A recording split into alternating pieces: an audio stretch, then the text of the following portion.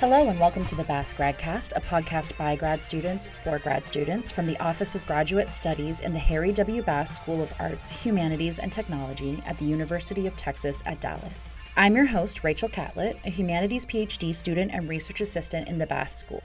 Here at the Bass GradCast, we invite on Bass School graduate students to discuss their research, their journey, and their academic passions. Before we get to this episode's discussion with Jonathan Sonnier, here's some news and shoutouts. Welcome back all Bass graduate students for the fall 2024 semester from the Bass GradCast and the Office of Graduate Studies. We are so excited to start this new school year and to celebrate Bass grad students together. A belated shout out to the winners of the Dean of Graduate Education Dissertation Research Award. PhD candidates Arya Rani, Damian Enyaosa, Sabri Atman, and Tina Marie Ivy all received awards from Dean Juan Gonzalez and the Office of Graduate Education. This award will help these deserving PhD candidates to bolster their research, including following opportunities for in-person research, archival research, and much more. Many congratulations again to Arya, Damian, Sabri, and Tina Marie. My guest today is Jonathan Sonnier, a literature doctoral student at the University of Texas at Dallas. Jonathan has worked as an educator and administrator in public and private schools in the United States and abroad. As someone with a wide variety of interests, he has taught many subjects, but literature is his passion. When he reads, he never stops thinking about the best way to teach prose to secondary and college-level students. Jonathan is interested in ethical literary criticism, specifically relating to the novel as an ethical project. He currently lives in Eugene, Oregon, where he enjoys hiking, cycling, and going to the beach with his family. Jonathan, hello, welcome, and thank you for joining us.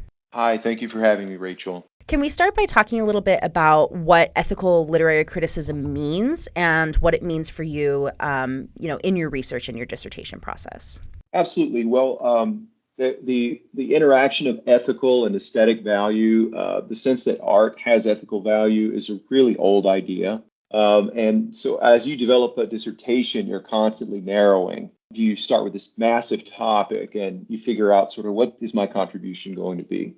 So it's about like attuning your ideas to reach a sharper focus. So in my case, when you analyze and interpret literature from an ethical perspective, that's ethical literary criticism. And so if we consider ethics in terms of just universal morality, murder, enslavement, the use of power to oppress the vulnerable, the less powerful, which this is nothing new to people who read novels. So when you really think about it, when we read novels, we're engaging in an ethical experience. And that's at the core of what I want to get at least from Henry James on, from sort of the birth of the novel in the form we know it now.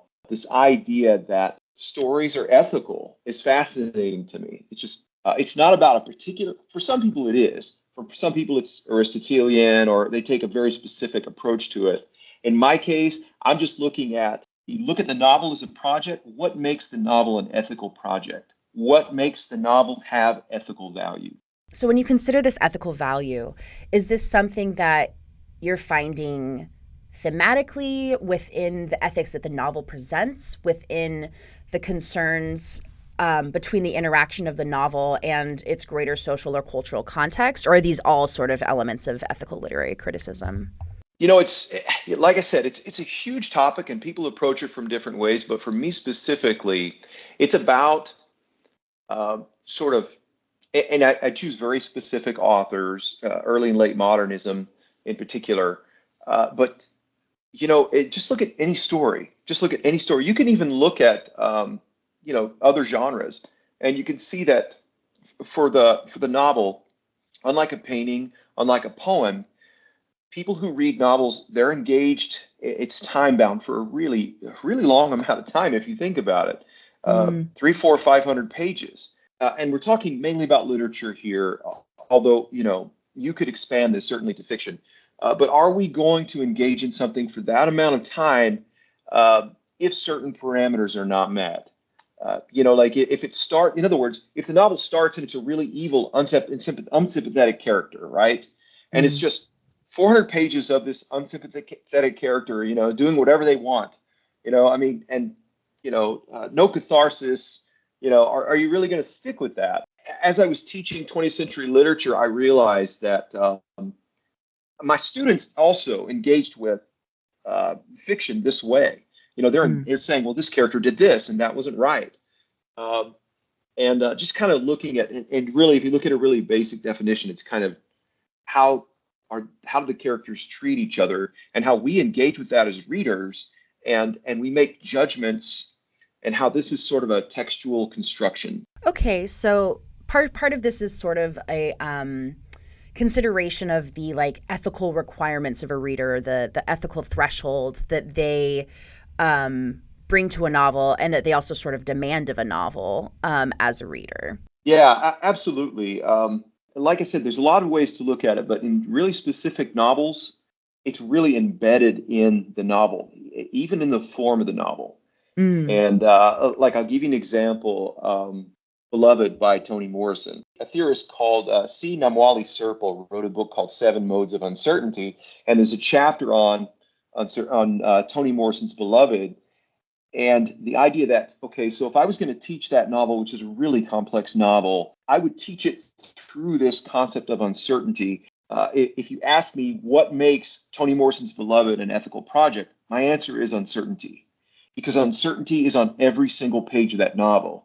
And how do we approach the horrific enslavement of African Americans? How do we approach all the horrific things that happen to them? It just, it overpowers language, and it overpowers our ability to think about it. When you're in this state of vulnerability and just being crushed by oppression, it's constant uncertainty, right? And Mm. so the idea is that these enslaved people suddenly were no longer enslaved. They had no idea what to do with themselves, and they were trying to interact with society, and everything was so uncertain. What's going to happen? Am I going to be enslaved again tomorrow? What's going to happen to my children? How do I engage with these abolitionists who, are clearly white supremacists, but they're not trying to enslave me. They are oppressing me. And I can show you, even in that novel, there's a place where, even so, we have this omniscient narrator, third person narrator, right? Mm-hmm. There's portions of that novel where the omniscient narrator is uncertain, and Mm. I just found that fascinating.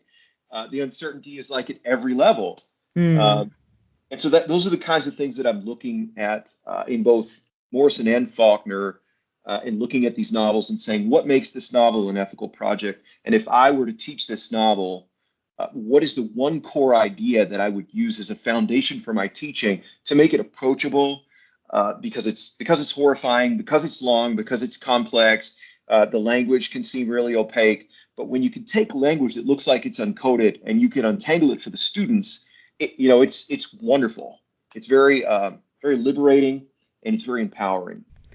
I love that, and I'm also a former teacher. I taught high school for 5 years before returning to grad school, and it sounds like there's sort of these pedagogical concerns, or maybe what led you to thinking through literature in this way, or maybe vice versa. But it sounds like pedagogy is sort of wrapped up in this idea for you.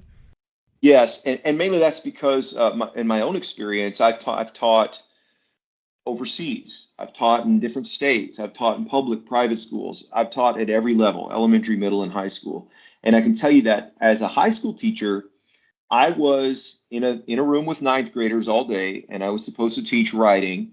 And I did not agree with what, I'm teaching second language learners, and it's very much ability grouped um, in high school now, because you've got Mm. your avid students removed, you've got your honors students removed, you've got your English regulars, and so you have all these sort of, it becomes a hierarchy, and the students at the bottom are supposed to study the same materials, and so giving them Romeo and Juliet I felt was ridiculous. Mm-hmm. But it's kind of like you're stuck with this. I'm supposed to teach them writing, and at the same time I'm giving them Romeo and Juliet, and I just didn't feel like it was appropriate, Mm. and I felt unqualified. I felt like I wasn't serving the students, and of course now I can think of hundreds of things that I could give them other than that. But if Mm-hmm. you're not confident professionally, and especially when they tell you, like, well, if you teach you can teach whatever you want, but if you teach Romeo and Juliet, here's 300 books you can check out from the library. Sure. Otherwise you're on your own. And the idea is that if I were teaching this complex novel, if I could show them how to read the narrative in a different way and approach it in a way that there's this sort of universal concept that, and it doesn't work with every text, Mm-hmm. obviously. Mm-hmm. Um, But when you see that, okay, we're going to look at this through the lens of ethics, and ethics is something, it's a simple concept that everyone can understand, and it's there in all the stories. You mentioned William Faulkner and Toni Morrison, who are sort of these focus authors for your dissertation. Can you speak a little bit about why you specifically chose Faulkner and Morrison as a focus for your work? Well, there are many reasons. Really, the main reason is when I met with my advisor, I had taken both of those courses in novel studies. So I had read and reread a good portion of their work. I'm interested in ethics because I've taken philosophy courses, and I'm interested in how ethics intersect with the novel through the works of, for example, Martha Nussbaum and Wayne Booth and Dorothy Hale, and as I said, C. Namwali Serpell. They look at, for example, ethics and form. So Morrison and Faulkner and Morrison represent sort of earlier and later American modernism, 20th century, and they're both Nobel Prize winning authors. They both wrote, primarily novels. They're known for novels, and their work can be difficult because some of their work just seems really opaque. But what I found interesting about that is, when you read it the first time and the second time, and there's parts of it that make absolutely no sense. And we can read the people, you can read the scholars who've untangled that and make sense of it, and then sort of boil that down for your students. I found that idea really, really exciting, really interesting, that I could sort of decode it and make it make sense. And with Morrison and Faulkner, when I read, for example, Novel in the New Ethics by Dorothy Hale, which is I think it came out in 2021, she mentions both Morrison and Faulkner and gives multiple examples. Mm-hmm. And so why is this story so powerful? Why does it endure? Why are people so engaged with it? And of course that might come back to sort of why literature or why American literature. But in this case, it's these novels are brutal. They're really brutal. They're really dark. But there's something about them that really told the truth of that era, that historical era that they wrote about in a way that no one else did. If you look at the 1930s and you look at, for example, Gone with the Wind, and you compare that to sort of, Absalom, for example, by Faulkner.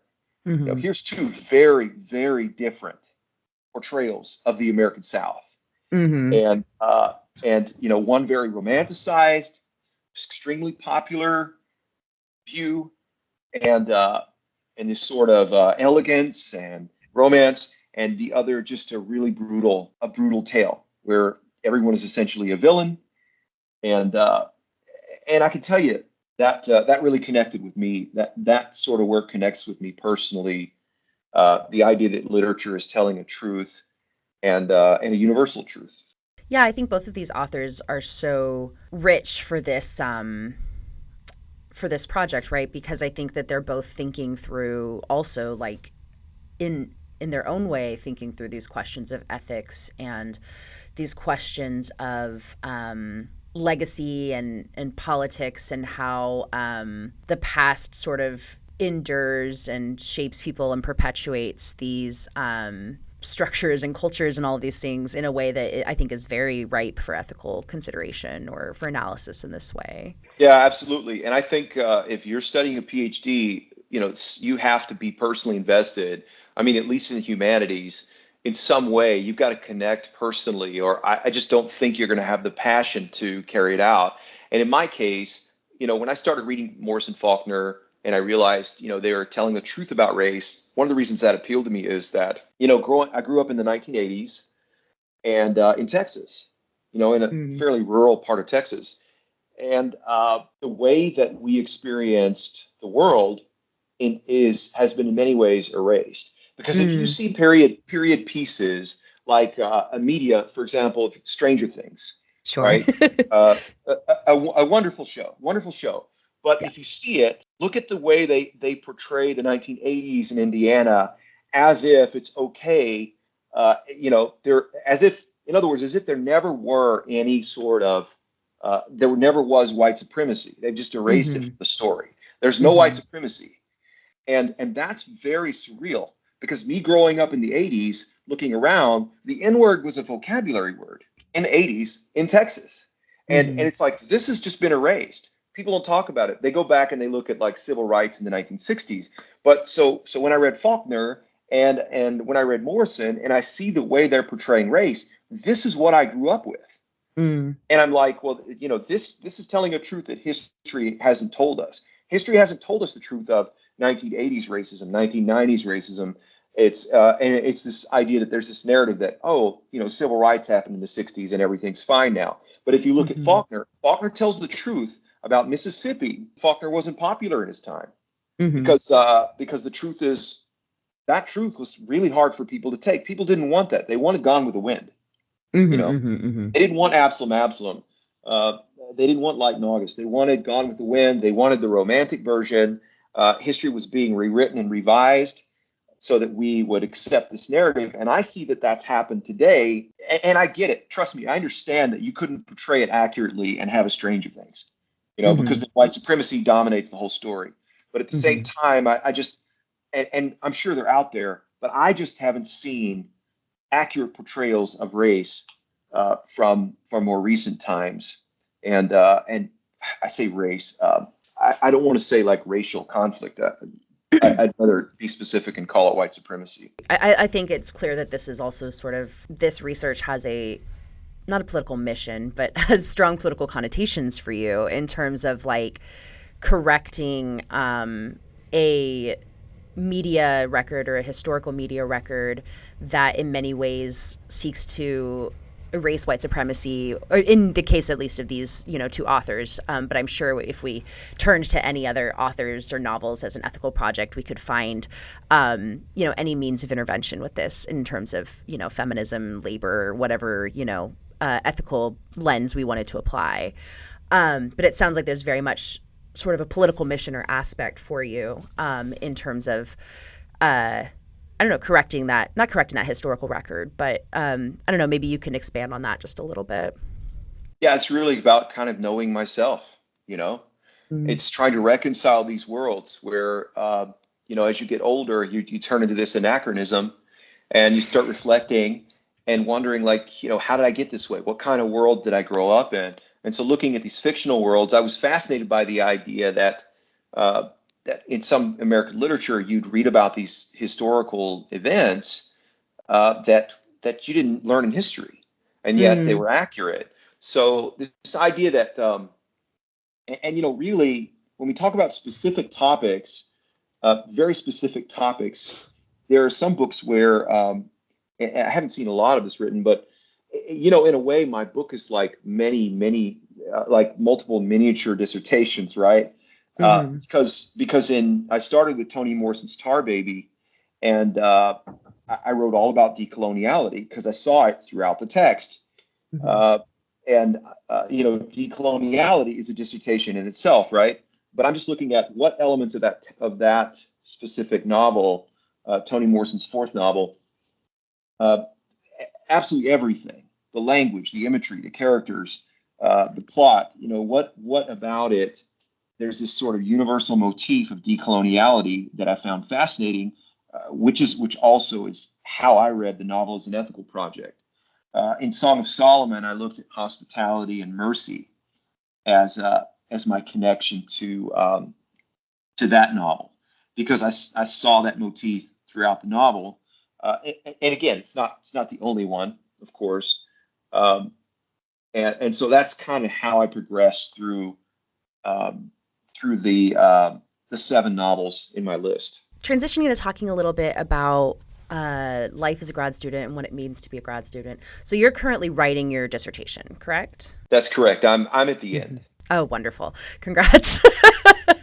I look forward, as someone who is currently approaching field prep, I look forward to being at that point in my career. But what advice do you have for your graduate student peers who might not be as progressed as they are in your career, whether that's, master's students, earlier PhD students like me, people who have just started writing their dissertations, any advice at any point that you think is important to hear? Yeah, I mean, there's a lot. I would say, don't try to read everything. Every single door you open leads to a universe.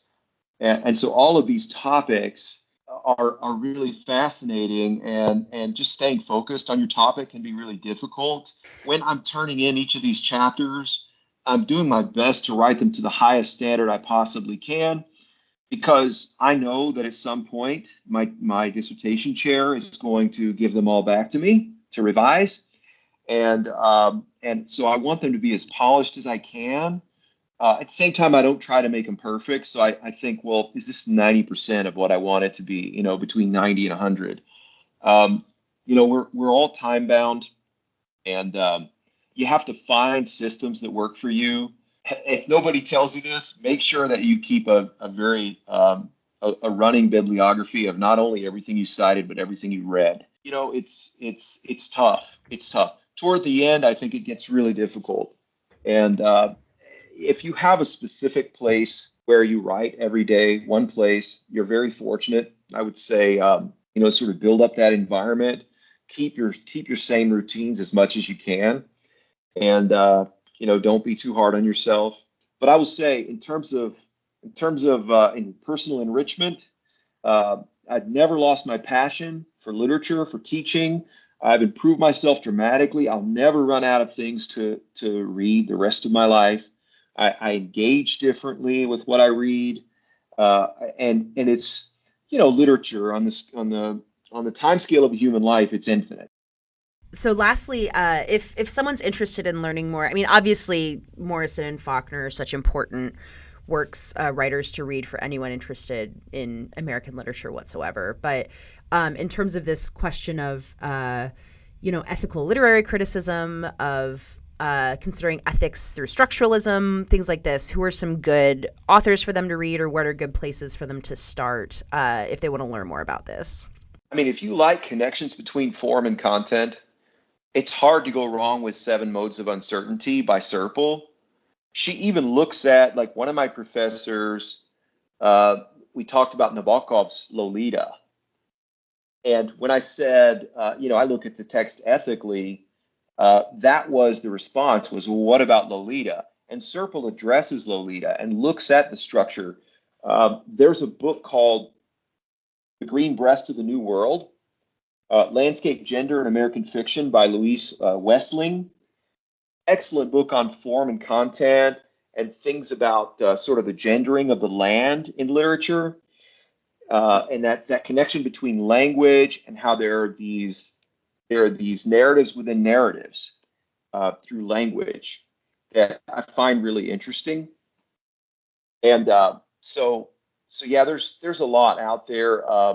Dorothy Hale looks at ethical literary criticism through the concept of otherness, and the idea that the author's becoming the characters are versions of the author, and that's a way of empathizing, of you're actually becoming the other and exploring otherness.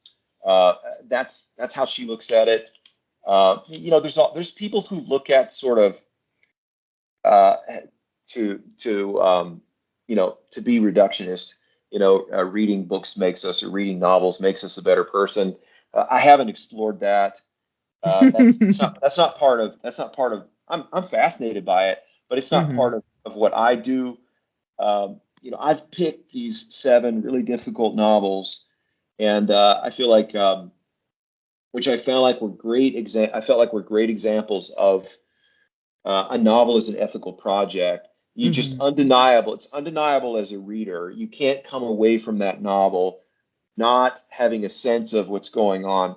I say you can't. If you look at 1960s criticism of Faulkner, there's people who read entire Faulkner novels and they wrote criticism that barely mentioned race. And it's because Faulkner is in this Mississippi world where everyone's racist, and somebody who's a white supremacist might read that and go, "What a great book!" Sure, yeah. You know what I mean? To me, that's fascinating too. It's like they read it and they're talking about all the scenes, and oh man, this is a really great book. but at the same time, Yeah. they barely speak about race in a novel and I'm telling you, he uses the phrase white supremacy. It's not in there. It's not difficult to find.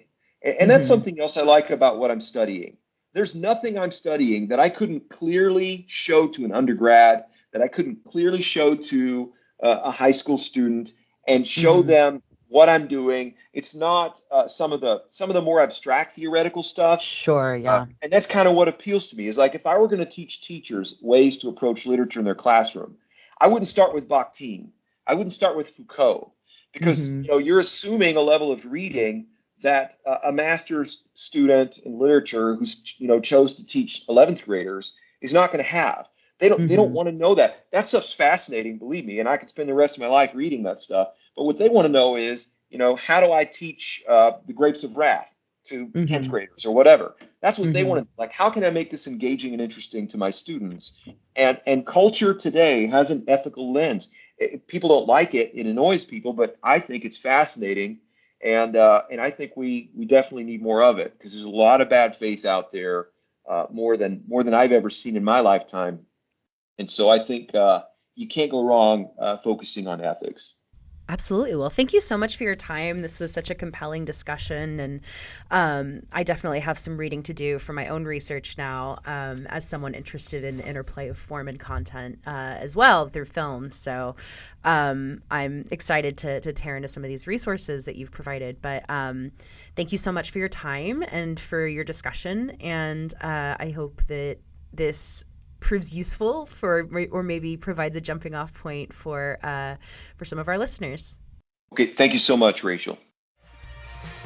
The Bass GradCast is a production of the Office of Graduate Studies in the Bass School of Arts, Humanities, and Technology at the University of Texas at Dallas. Our cover image was designed by Humanities PhD student Rachel Catlett. Our theme music is Prime 8 Party by Humanities PhD student Greg Shows.